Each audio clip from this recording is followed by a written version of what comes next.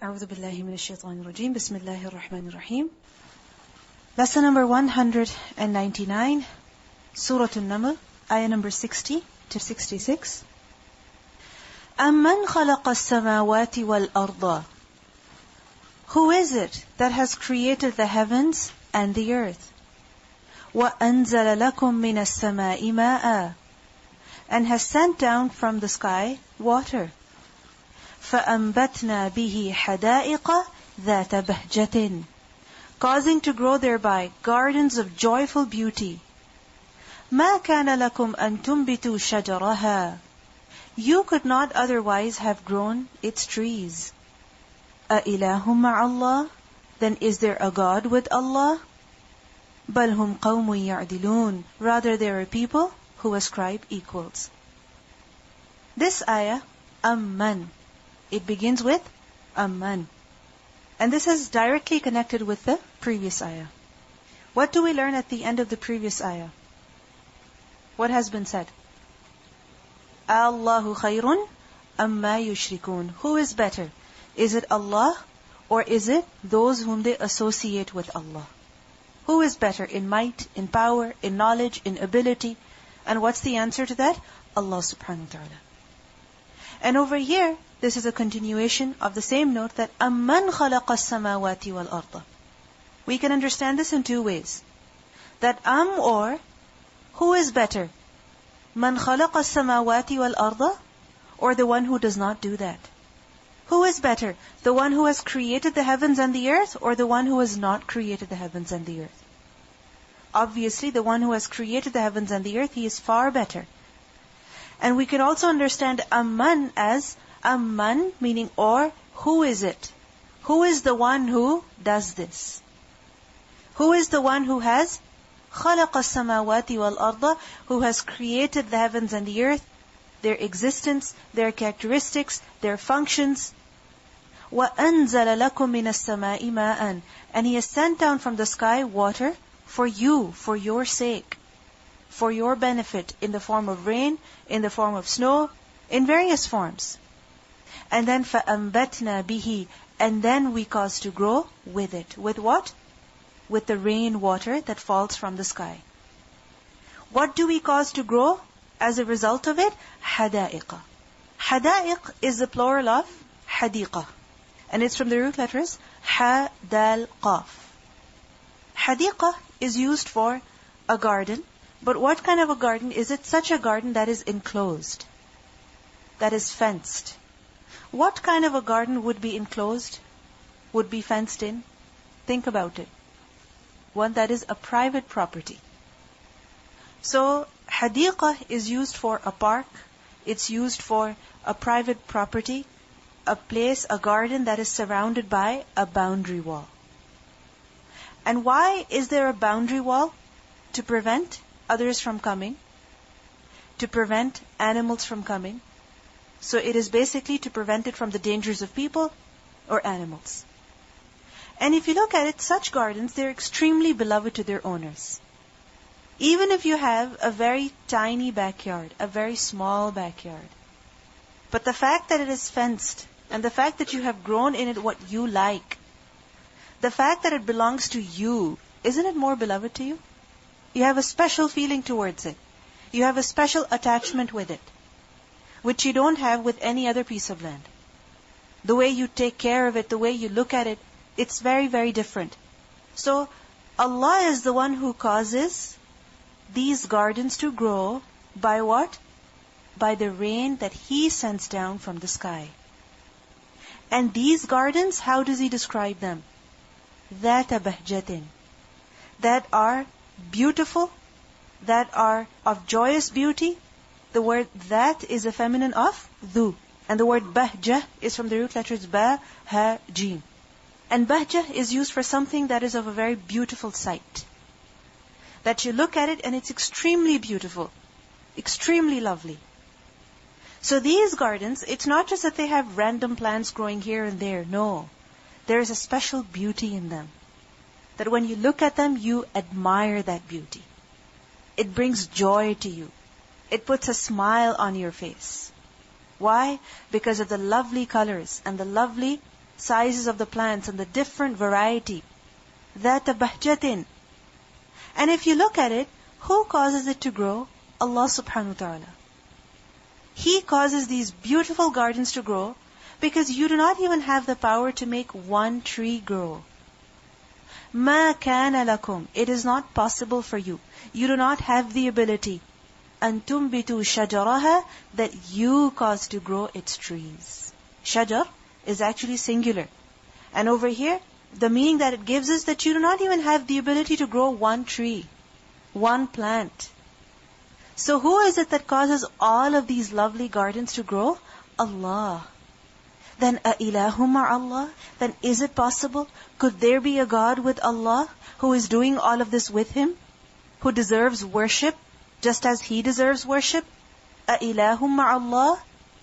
It's impossible. But still, these people, what do? They associate partners with Him. So who are they? بَلْ هُمْ قَوْمٌ يَعْدِلُونَ. Rather, they are people who ascribe equals. يَعْدِلُونَ is from the root letters Ain, Dal, Lam. And the word يَعْدِلُونَ can be derived from the word udul. And udul is to deviate. So they are people who deviate from haqq, from right. So from tawheed, what do they go towards? Shirk. This is injustice. And يَعْدِلُونَ can also be understood to be from the root letters, obviously Ain, Dal, Lam, but from the word adl. And adl is what? Equality, to make equal. So they equate, they make others as equal to Allah. Now in these ayat, this ayah and the following ayat, the concept of tawheed is being ingrained in the minds of people. How? In a questioning style. That many questions are being asked. Amman, who is the one who does this? Who is better, the one who does it or the one who does not do it? People are being questioned so that they use their minds and they come to the realization that it is only Allah subhanahu wa ta'ala who deserves worship. Why? Because it is only He who does all of these things by Himself alone without the assistance of anyone or any being. So people are being made to think about it. Who is He that has created the heavens and the earth in all of their magnitude, in all of their intricacy? Could anyone other than Allah possibly do it? Any idol, any person, any power, any force? Could anyone do it? It's impossible. And if you look in this ayah, at first what is mentioned? The creation of the heavens and the earth. At first the sky is mentioned. And the sky is what is above us. And after the sky, what is mentioned? The earth. And the earth is what is below us. And then after that, the rain that falls from the sky is mentioned. And then after that, what grows from the earth is mentioned. So we are being made to see above ourselves and below ourselves, around ourselves, to see, to realize that behind everything that happens is the power of who? Allah subhanahu wa ta'ala. If you think of it, if Allah did not create the sky and the earth of a specific nature, that the atmosphere was not of a specific nature, the earth, the soil was not of a specific nature, with all of their properties, then would it be possible for the rain to fall down? Would it be possible for the earth to absorb the rain? Would it be possible for these lovely gardens to grow forth? Impossible. So who has created all of these individual creatures and then put them perfectly in a system that benefits human beings? It is Allah subhanahu wa ta'ala. So He is the one who causes all of this to happen. So when He sends the rain and He causes the plants to grow, then how is it possible that others could deserve worship along with Him? How is it possible? And if anyone associates others with Allah, then that is what? Pure injustice. That is extremely unfair. Because He is the only one who sends the rain. He is the only one who causes the plants to grow. When He is the only one who does it, then how is it possible that there could be another being who deserves worship? We learn in Surah An-Naml, ayah number 17, أَفَمَنْ يَخْلُقُ كَمَنْ لَا يَخْلُقُ أَفَلَا تَذَكَّرُونَ. Then is He who creates like the one who does not create? Is it possible that the creator can be similar to the creation? Impossible. The one who is doing all of this, how can he be like the one who cannot do all of this? So will you not take a lesson? Will you not be reminded? Will you not understand? And we see that the mushrikeen of Makkah also, they understood this, that Allah alone does all of this. We learned, for example, in Surah Az-Zukhruf, ayah number 87, that وَلَئِن سَأَلْتَهُمْ مَنْ خَلَقَهُمْ لَيَقُولُنَّ اللَّهِ فَأَنَّى يُؤْفَكُونَ. And if you were to ask them, who created them? Who created the sky and the earth and everything in it? They will surely say, it is Allah. Then how are they deluded? In Surah Al-Ankabut, ayah 63, we learn, وَلَئِن سَأَلْتَهُمْ مَنْ نَزَّلَ مِنَ السَّمَاءِ مَاءً فَأَحْيَا بِهِ الْأَرْضَ مِنْ بَعْدِ مَوْتِهَا لَيَقُولُنَّ اللَّهِ. And if you were to ask them, who sends rain from the sky and gives life thereby to the earth after its lifelessness? Surely they would say, Allah. So they understood it. Their hearts confessed. But yet when it came to worship, what would they do? They would associate partners with Him. When it came to loving Allah subhanahu wa ta'ala, they would love others along with Him or more than Him. When it came to obeying Allah subhanahu wa ta'ala, they would obey others in disobedience to Him. So yes, the mushrikeen of Makkah did this, but we must analyze ourselves as well. That when Allah alone provides us all of these things, when Allah alone has created us, then is He not the only one who deserves worship? Is He not the only one who deserves obedience? Then why is it that we understand the commands of Allah, yet we oppose them? We understand what Allah wants from us. We read the commands, we understand them in detail. Yet when it comes to action, it's as though we have never heard. It's as though we have never listened. It's as though we have never understood. This is unfair. This is injustice. That when Allah is giving so much, what are we doing in return? أَمَّنْ جَعَلَ الْأَرْضَ قَرَارًا. Or who is it that has made the earth a qarar, a stable ground? وَجَعَلَ خِلَالَهَا أَنْهَارًا. And has made within it, in its midst, anharan, rivers. Who has made the earth qararan? Qarar from the root letters, qaf, ra, ra. And qarar is that which is stable, that which is steady, that which is stationary in the sense that it's not constantly moving, that you can feel its movement. It's stable. So who has made the earth such that it is a qarar? It is an abode of stability. That while you live upon the earth, it is not constantly shaking. It is not constantly moving. It's livable. And not just that He has made the earth such, but وَجَعَلَ خِلَالَهَا أَنْهَارًا. He has made in its midst. Khilal from the root letters, kha, lam, lam. And what is it? The midst of something. So He has placed within the earth, throughout the land, anharan, rivers. A network of rivers and streams. Why? So that people can have access to water. People can drink fresh water. They can irrigate their lands. They can also feed their animals.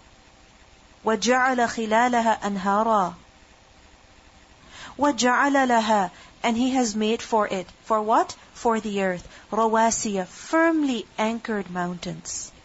Rawasi, plural of Rasiya. And Rasiya, as you know, is used for such mountains that are deeply rooted, and at the same time, they're extremely tall, towering mountains. And what do these mountains do? They stabilize the earth.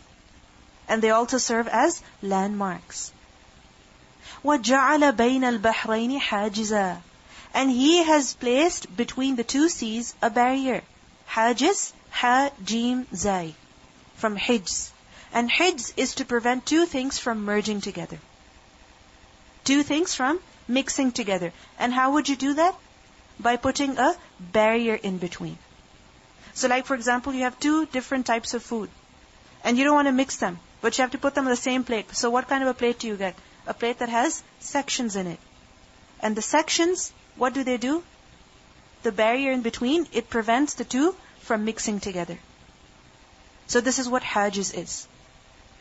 So He is the one who has placed between the two seas, the sweet and the salty, a barrier. أَإِلَهٌ مَعَ اللَّهِ? Then is there a God with Allah? How is it possible? بَلْ أَكْثَرُهُمْ لَا يَعْلَمُونَ. But most of them do not know. Here, more evidences are given that point to the oneness of Allah subhanahu wa ta'ala. That it is He alone who does all of this, and therefore it is He alone who deserves worship. Firstly, in this ayah, what is mentioned?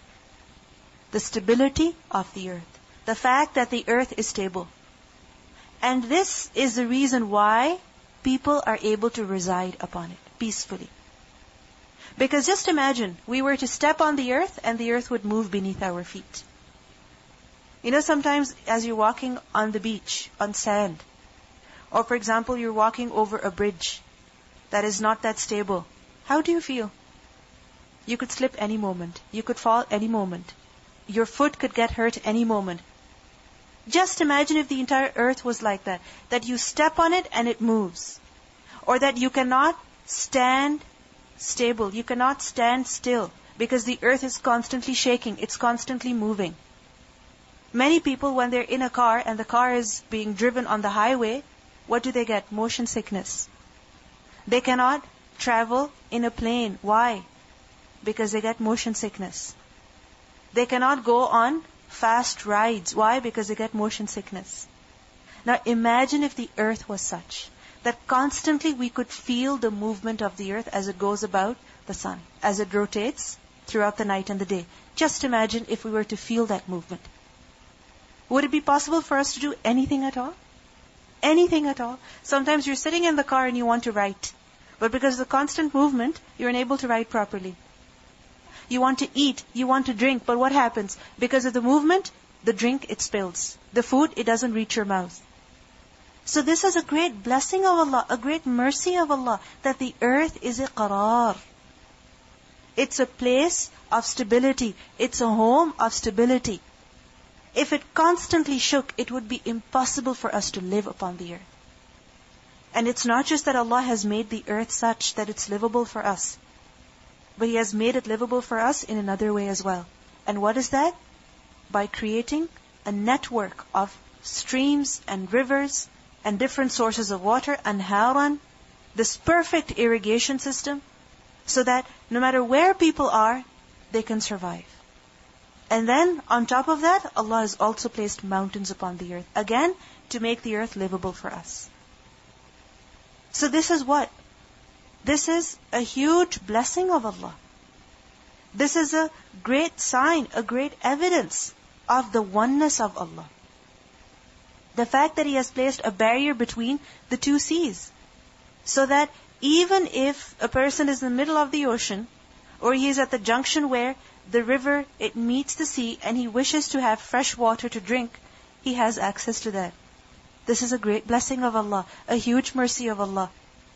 So when Allah has provided all of this for us, when Allah has provided everything for man's sustenance on the earth, physical sustenance, not just so that the human being can survive, but also for his well-being.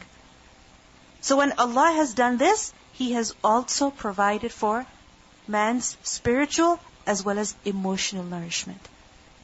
Spiritual and emotional sustenance. And where do we learn that from? From the next ayah. That أَمَّنْ يُجِيبُ الْمُضْطَرَّ إِذَا دَعَاهُ. Or who is it that responds to the desperate one when he calls upon him? Who is it? Is it not Allah? Is He better? Or is it the idols that are better? When Allah is the one who responds to the desperate one, then definitely He is better. أَمَّنْ يُجِيبُ الْمُضْطَرَّ إِذَا دَعَاهُ. The word مُضْطَرْ is from the root letters ضاد, را, را, ضرر. What does ضرر mean? Harm. And مُضْطَرْ is one who has been compelled to suffer harm. He does not want to suffer from it. He is forced into that situation and he cannot help himself. مُضْطَرْ. The one who is compelled to suffer harm, to suffer from ضرر.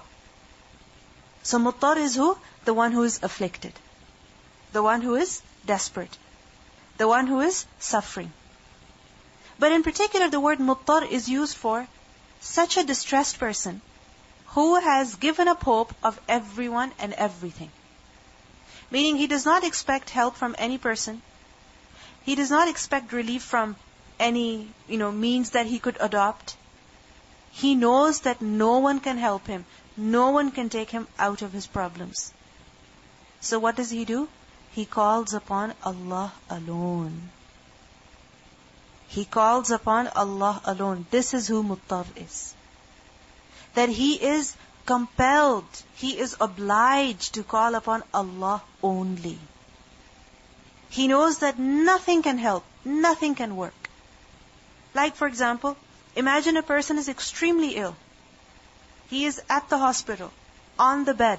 All the doctors and nurses are around him. But still, he is in pain. Who can help him? Who can assist him?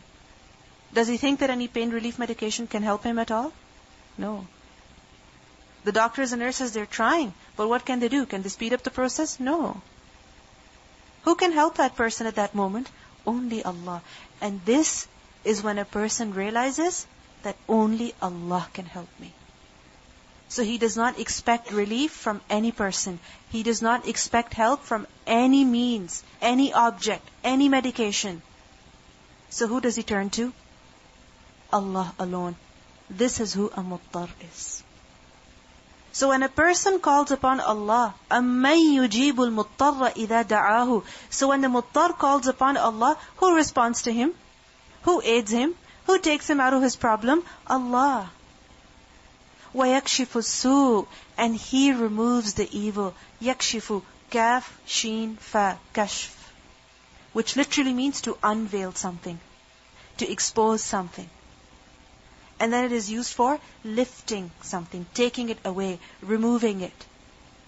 So who is it that responds to the call of the distressed one and then removes the evil that he's suffering from? It is Allah. Is He not better? Of course. وَيَجْعَلُكُمْ خُلَفَاءَ الْأَرْضِ. And He makes you the successors on the earth. What does it mean by this? That He makes you successors on the earth. Many times when a person is suffering from a huge problem, whether it is some physical illness, some physical pain, what does he feel? That that's it, I'm going to die, I'm finished. Or if a person is suffering from a great loss, what does he think? There's no hope left? Let me just put an end to my life. He begins to have suicidal thoughts. But what happens? Allah subhanahu wa ta'ala takes the problem away from the person. And then He gives him more time to live upon the earth. When the person was in so much pain and he thought, that's it, I'm going to die. That's it, I'm finished. No more hope left for me. I don't think I can survive. I don't think I can make through this. But what happens? He calls upon Allah. And amazingly, Allah removes that difficulty. And a person does not just live on for a few moments after that, but he lives on for years. And he actually forgets the pain. And he overcomes that. وَيَجْعَلُكُمْ خُلَفَاءَ الْأَرْضِ. Who does that? أَإِلَهٌ مَعَ اللَّهِ. Is it possible? Could there be a God with Allah? قَلِيلًا مَا تَذَكَّرُونَ. How little is it that you understand? How little is it that you remember? In this ayah specifically, what is being mentioned? That Allah is the one who responds to the muttar. Allah is the one who responds to the distressed person. The one who knows that no one can help him but Allah. And when a person calls upon Allah with this yaqeen, with this certainty that only Allah can help me, nothing else can help me, nothing else can take me out of this problem of mine, then what happens? Allah responds to the call of that person. We see that the mushrikeen of Makkah also, whenever they would be in such a problem, like for example, they'd be traveling by sea, and all of a sudden they'd be overcome by a severe storm, and they would know that that's it, we cannot survive. Just imagine you're in the middle of the sea, and your ship is drowning, and you see one person falling into the water, dying, you see the ship burning, one after the other people are dying, they're finishing. What do you think at that moment? Put yourself in that situation. What would you think? I'm next. I'm finished. If I scream, no one can listen. If I ask that somebody should pass me a rope, who will pass it to me? If I ask that a helicopter should come and take me out, who will do that? No one can do that. There's no way. So the mushrikeen of Makkah also, many times they would be in these situations. Initially they would call upon who? Their idols. But when they would realize that this is getting nowhere, they would call upon Allah alone. They would only call upon Allah. We learn in Surah Al-Isra, ayah number 67, وَإِذَا مَسَّكُمُ الضُّرُّ فِي الْبَحْرِ ضَلَّ مَنْ تَدْعُونَ إِلَّا إِيَّاهِ. And when adversity touches you at sea, lost are all those that you invoke except for Him. All those beings you call upon besides Allah, you forget about them. And at that time you only call upon Allah. And Allah would respond to their du'as. Allah would help them. He would take them out of that difficulty. So it is as though people are being told that when you experience this in life, many, many times, that you are in situations where you know no one can help you. You're all alone. And you're extremely desperate. And you know that if you're not helped at that moment, that's it, you'll be finished. And you call upon Allah and Allah helps you. At that moment, you call upon Him. But as soon as you're taken out of the difficulty, what happens? You forget Him. It's as though nothing happened. It's as though you were never in that situation. Now, since many of you are mothers, I just want you to remember the time when you were giving birth to your child. The doctor is there. The nurses are there. Who can experience the pain with you? Can any other person experience the pain with you? No one. And if the whole world gathers up over there to speed up the process, can they do that? They cannot do that. They try to comfort you. People begin to cry. Many women say that while they were in labor, their husbands began crying because they couldn't bear to see the pain that their wives were going through. And at that time, you know that no one can help you. Who do you call upon? The doctor? The nurse? Your mother? Your husband? Can they do anything? At that moment, you call upon only Allah. Muttar. And you're made to realize only Allah can help you. Only He can aid you. Only He can take you out of this problem. أَمَّنْ يُجِيبُ الْمُضْطَرَّ إِذَا دَعَاهُ. Who responds to Him? وَيَكْشِفُ السُّوءَ. And eventually, the problem is over. And at that moment, you feel as if that's it, you're finished, you're going to die. You won't be able to see the next morning. Many women die in labor. And many women, they make through it. Who gives them the ability? Allah subhanahu wa ta'ala. Who makes it easier for them? Allah. وَيَكْشِفُ السُّوءَ. And then He lets people live. وَيَجْعَلُكُمْ خُلَفَاءَ الْأَرْضِ. So we see that many people, they're made to experience situations in which they know that only Allah can aid them. And these situations are in fact a blessing from Allah, a blessing in disguise. That you're made to realize that those whom you are relying upon, after all, they're only human beings. After all, they're only imperfect creatures. After all, their help is limited. Their assistance is limited. They cannot do everything for you. They cannot even share the pain with you, let alone reduce the pain for you. So at these moments, we're made to realize it is only Allah who can aid us. So when you turn to Him alone at these situations, why not turn to Him at other situations? When you know that help comes from Him alone, then why not turn to Him in every situation? Many times it happens that when we're going through some difficulty, when we're going through some problem, we become very sad, we become very distressed. And as a result, we tend to say things, we tend to do things that are inappropriate. Like for example, everything is fine, all of a sudden somebody says something very harsh to you. And there you become very sad, very upset. And what do you want to do? You don't want to do anything. Somebody tells you, go clean your room, you don't want to do it. You're supposed to cook, you don't want to cook. You're supposed to clean, you don't want to do it. You're supposed to go to school, I don't want to do it. I'm too upset, I'm too sad. I need some time off. And what does a person do? They go, sit in front of the television, flipping channels one after the other. Why? I'm trying to comfort myself. I'm trying to take it easy. I'm trying to take a break. Or what do? We call up a friend, and then we start venting. So, many times in situations of distress, we consider that situation to be a license for what? Doing whatever you want. And many times we try to find comfort in doing what? In doing those actions which are in disobedience to Allah subhanahu wa ta'ala. Watching the television, ghiba. This is what? Disobedience to Allah. But what happens? We try to gain comfort through these ways. But what do we learn? What's the solution? When you are in that difficulty, what's the only way out? Turning to Allah alone. Because وَيَكْشِفُ السُّوء, He is the only one who removes the problem from you. Nothing can remove the problem from you. Whether you talk to someone, or you watch television for hours, or you try to comfort yourself by going to the mall, it's not going to solve the problem. What's going to solve the problem? When you turn to Allah and He will remove the difficulty from you, from your life. وَيَكْشِفُ السُّوء.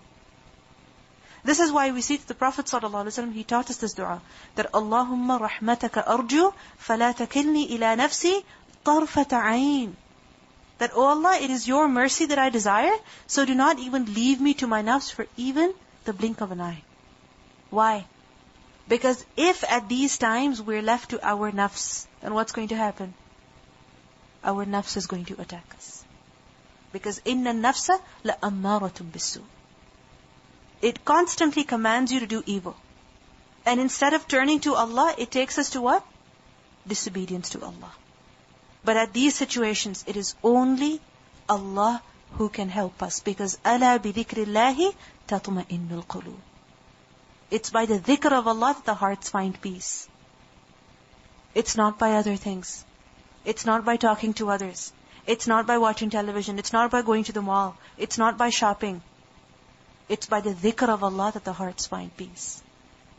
Because it is Allah who responds to the muttar. أَمَّنْ يَهْدِيكُمْ. Or who is it that guides you? Is He not best who guides you? فِي ظُلُمَاتِ الْبَرِّ وَالْبَحْرِ. In the darknesses of the land and sea. When you're traveling, by land or by sea, and you're overcome by the darkness of the night, who guides you in that darkness? When you lose track of where you're headed to, when you don't know whether you're going north or south or east or west because it's completely dark, how do you figure out which way to go? Who guides you? Who shows you the way in the darknesses? Allah subhanahu wa ta'ala. How? That in the darknesses of the night, Allah subhanahu wa ta'ala has placed brilliant stars in the sky. And these stars, what do? They are a means of showing the way to the travelers. وَبِالنَّجْمِ هُمْ يَهْتَدُونَ.